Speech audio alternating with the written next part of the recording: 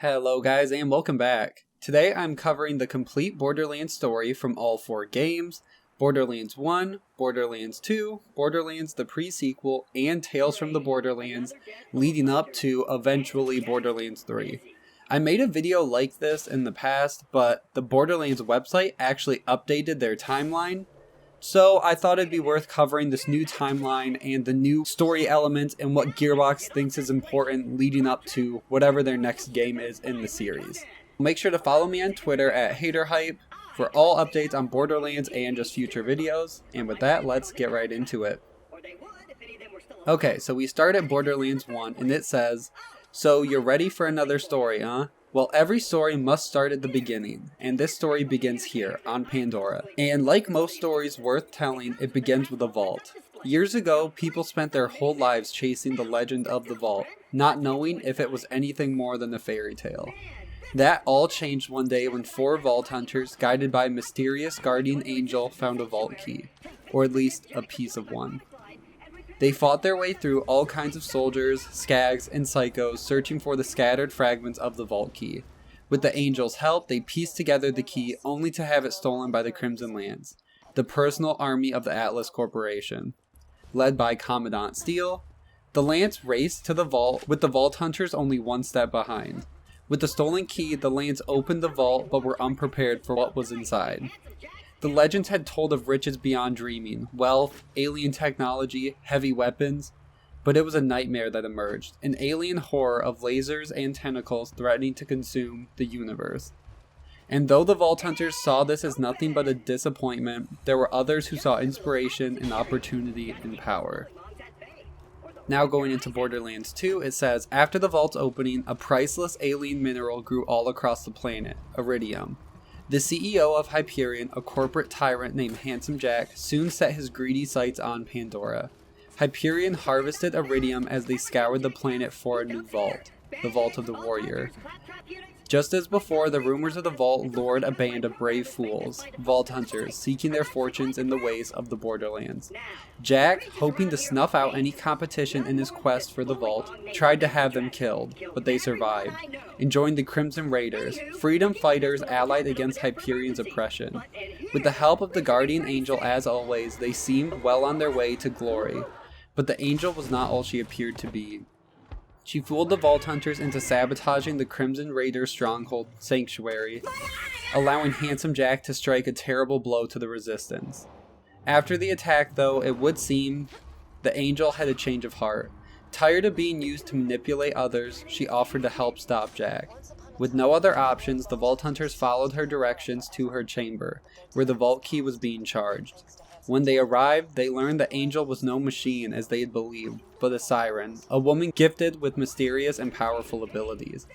Jack had kept her imprisoned for years, injecting her with iridium to force her to charge the key. At her request, the Vault Hunters made an impossible decision to end her suffering and stop Jack's plan. Enraged, he captured Lilith, their siren ally, to finish charging the key and wake the warrior. For you see, this vault was no mere treasure chamber, but a resting place for an ancient Iridian construct, an alien colossus to be controlled by whoever woke it with the power of the key." Then we get into Borderlands the pre-sequel. It says, "But Jack wasn't always a psychopathic CEO. It wasn't too long ago he was nothing more than a corporate code monkey. But he wasn't alone. He had Angel on his side, and when he learned of a vault on Pandora's moon Elpis, well, what else was there to do? He paid a group of Vault Hunters to do what they do best. Oh, and that stupid little claptrap robot was there too. Unfortunately for Jack, the Lost Legion had other plans. The Lost Legion had once been miners and soldiers for the Doll Corporation. But when the surface of Elpis ruptured in the Krakening, they were trapped underground, abandoned, and forgotten. That is until Jack's Hyperion survey team found them in the vault they'd sworn to protect. The Legion stormed Helios, the Hyperion space station, hoping to use its powerful laser cannon to destroy the moon altogether. Anything to prevent the vault from falling into the wrong hands. But it would take more than an army, even an army of freaky alien reinforcements, to stop Jack.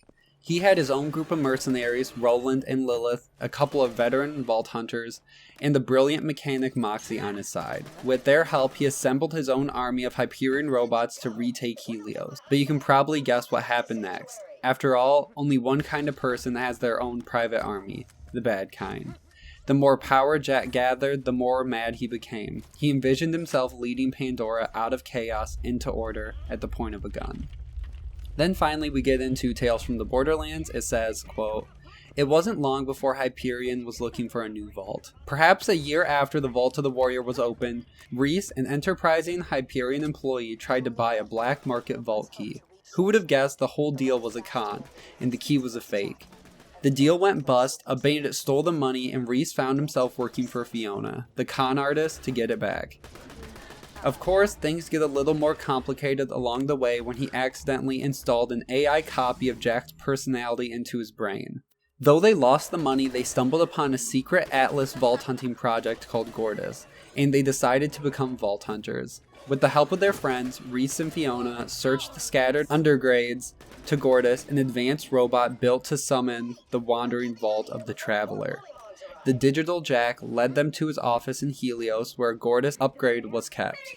There, he tricked Reese into uploading him into the Helios network, allowing him to control the station and renew his bid to rule Hyperion once more. To stop the Jack AI, Reese disabled the Helios power core and sent the whole space station crashing into Pandora's surface. Back on Pandora, Gortys had summoned the vault, but even fully upgraded, she couldn't defeat the vault monster it contained. The Vault Hunters had no choice but to disable her and banish the wandering vault and its guardian. Reese and Fiona parted ways after that, at least for a while. The quest for the vault has a funny way of bringing people together, and they were soon reunited by, well, a mutual friend. With new allies, Reese and Fiona repaired Gortys and summoned the vault once again. This time, working together, they defeated the Traveler and entered the vault. No one knows what they found inside, and what came next, well, that's a story for another time. Obviously, this doesn't go into too much depth in any of the games, but it does give people an outline, and I think the intention that Gearbox made for making this and updating it was to give people a basic idea of the games and a quick refresher on important story beats. I know a lot of people were concerned about what was canon and not canon from Tales from the Borderlands, especially because you were allowed to make your own decisions in-game, so this at least answers part of that. But that's where I'm going to end this video. Thank you guys so much for watching. Like and share the video, subscribe to the channel, and I will see you guys in the next one.